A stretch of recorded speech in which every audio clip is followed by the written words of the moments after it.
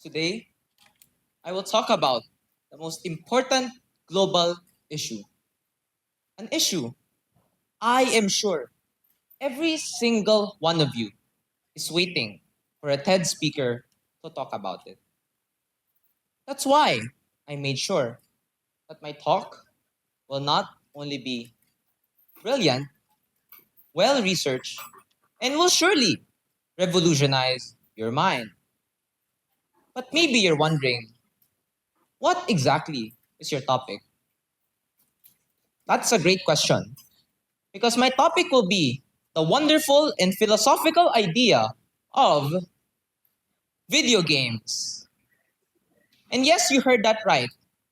I am really about to spend my only TED Talk in my life talking about games. This talk begins with a common obsession of mine, just like many of you, of playing games. But I, ever since my childhood, never really had the opportunity to play famous games like Fortnite, Valorant, or CSGO. But I knew ever since I was young that I was destined for mobile games. Until now, nothing has quite captured my heart the same way as runner games, though. Think of Subway Surfers, Temple Run, or any games that involve an entity trying to chase after you for no clear reason why. And the reason to that is twofold. First, it taught me the ability to pause in my life. And second, it taught me the very important lesson of focusing on the present moment. But maybe you're thinking, a game teaching you life lessons? That's why I decided to get help. I brought to today's talk one of my greatest projects because I once made a runner game from scratch. And I want you to pay really close attention to the details of this game because I spent quite a lot of time, effort, and money. Take a look at this.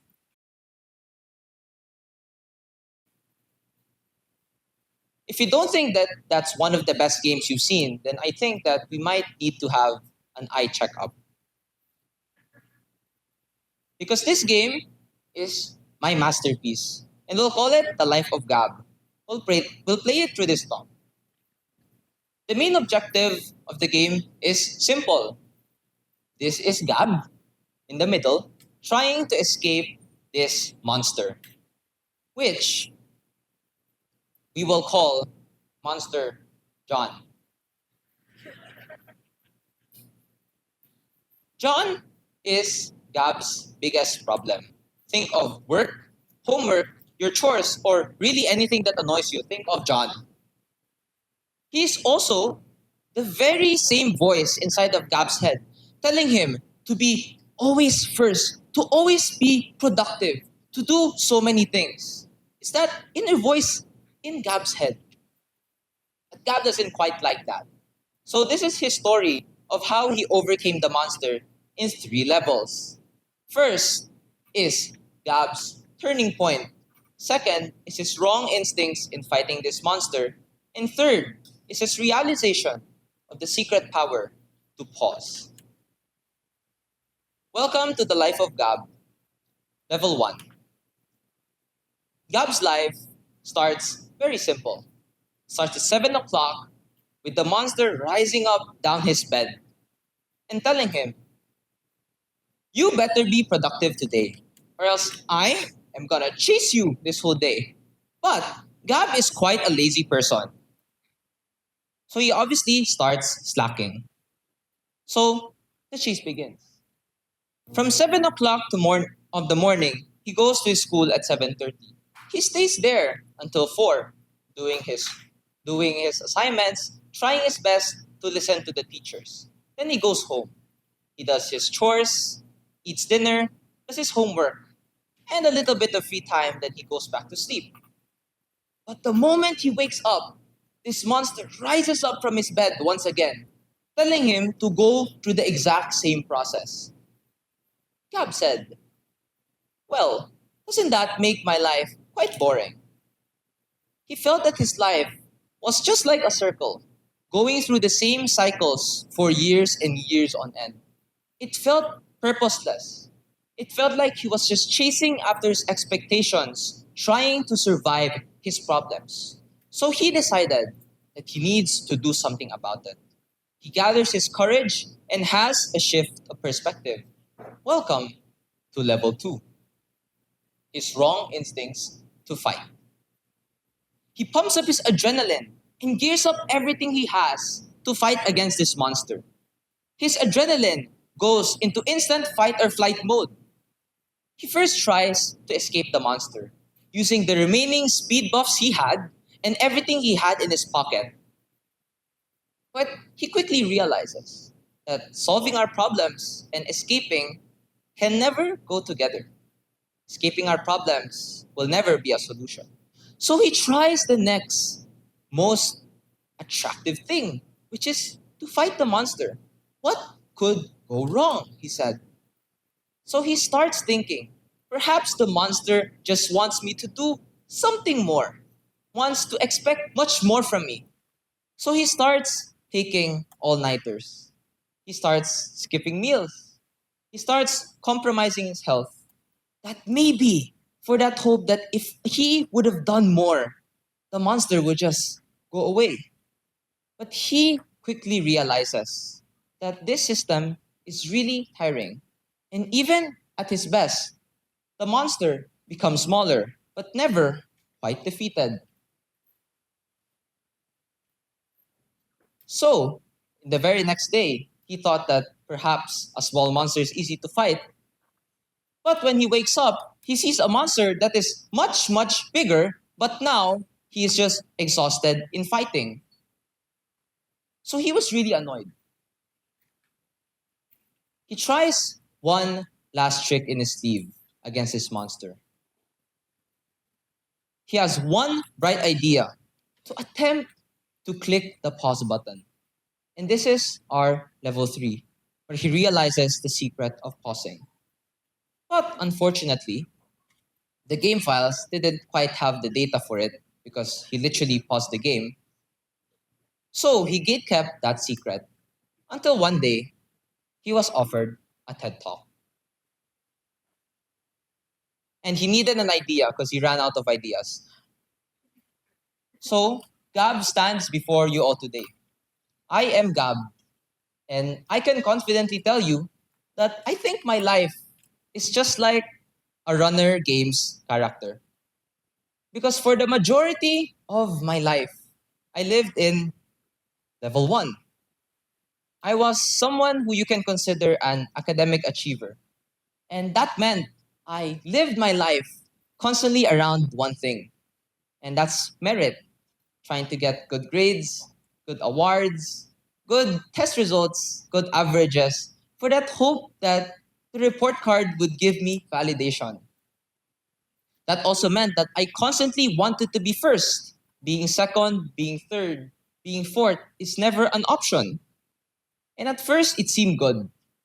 Perhaps it did give me validation. But the longer it goes, I began to realize that it was the very same reason that I was never satisfied with myself. I was never truly happy. So, what's the bottom line of level 1? It's that in any expectations, especially those that come from you, are not meant to turn your life into a repeating cycle. Instead, I want you to realize that you have the power to snap out of it. What it takes is a little courage and a shift in perspective that something has to be done. So me seeing this problem, move on to level 2. I thought that fighting or escaping my problems would be a good choice. Obviously, escaping quickly turned out to not be a good option, but fighting seemed promising. I started overworking myself. I started chasing for more things. Then I realized that at the cost of what? At the cost of my time for the people I love, at the cost of my own health. So the bottom line of the second level is that overworking when we see our problems and expectations is also not a sustainable solution. Therefore, what is the level 3 solution? Gab simply clicked the pause button that was long been at the top right part of my presentation. And you may have overlooked that, and I'm guessing if I didn't talk about pausing at the start, you would have never even cared about that button. Because it's just like life. It's very easy to default, to try to just go with the flow, to try to constantly fight against our problems without realizing that we have a third option. And that is to simply slow things down, to channel our focus back to ourselves instead of the chaotic world that lives around us. So, I think that this problem is also much more compounded today. I want you to think about this. That the very moment that you open TikTok or you open one IG reel, it feels like, and you were designed to never stop. When you go to school, every single day, it feels like homeworks simply never end, making us forget that we could slow things down. So if you feel burnt out, I want you to realize the preciousness of this power. To remember that pausing will always be an option. You're not restricted to running or fighting.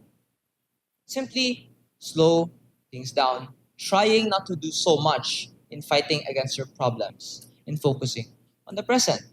But I know what's your next question. Gab, what do I do to pause in my life? What is the practical application of this? I think that pausing is not a universal, does not come in a universal form. To some, it is taking days off their work. And to few, it is taking full-fledged years of soul-searching expeditions. But I'm guessing for most students here, you and I don't have that luxury. So I realized that sometimes few minutes off your day could already work as forms of pausing. Few minutes of simply meditating, focusing on the present is very much enough. I have a habit of, before I sleep, I simply lay down on my bed, not trying to sleep, not trying to think of my problems, but rather looking back on the day, embracing the good and bad, looking at myself. Sometimes I don't even have thoughts, but that is fine. Because what that does to me is, first, it allows me to simply not only channel my focus to the present, but gather my thoughts together to have a little bit of control on what happens in the future.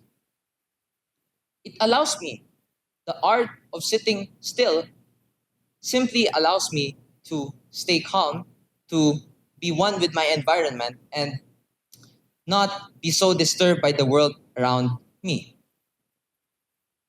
And I want you to think, these activities may seem so mundane and quite funny, but I want you to realize its power, and I really challenge you to try.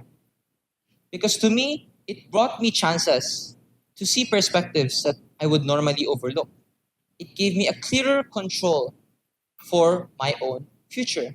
And most importantly, I felt a deep sense of peace within me.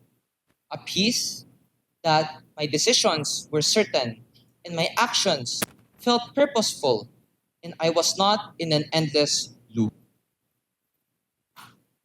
But here's a reminder.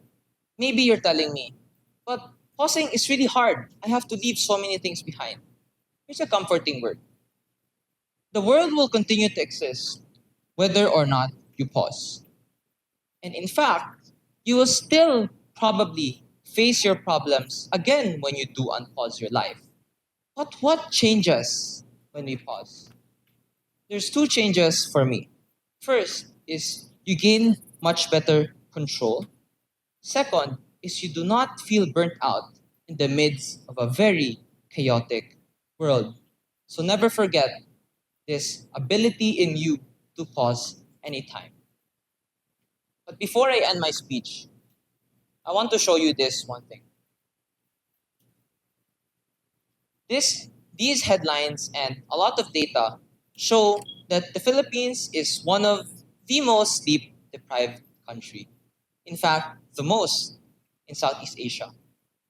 So whether it is you overworking, studying until 3 a.m., or trying to doom scroll in social media for 10 minutes, as if that will happen, that turns to 3 hours, I think what's scary is when we lose the inner capability to pause in present moments, but also the ability to biologically take a break, which is to sleep. So my talk is not contingent whether or not you have a healthy work-life balance. I think that every single one of you are in need of a break right now, whether it is to pause in certain moments, not to overwork, or simply to sleep. Listen closely. If you feel that you've been stuck in level 1 for so long, if you feel that you're constantly fighting against your expectations in level 2, then I want you to remember the life of Gab. Because this is not just a game for this talk. This is your game. And you have the controller. You were not made to just be a character in a runner game, meant for running or escaping what burdens you. You were made for more. And when you realize the power to pause, to simply step back and take a deep breath, you then realize that the cycle ends when you choose to break it. I think that we should all start to level up. Thank you.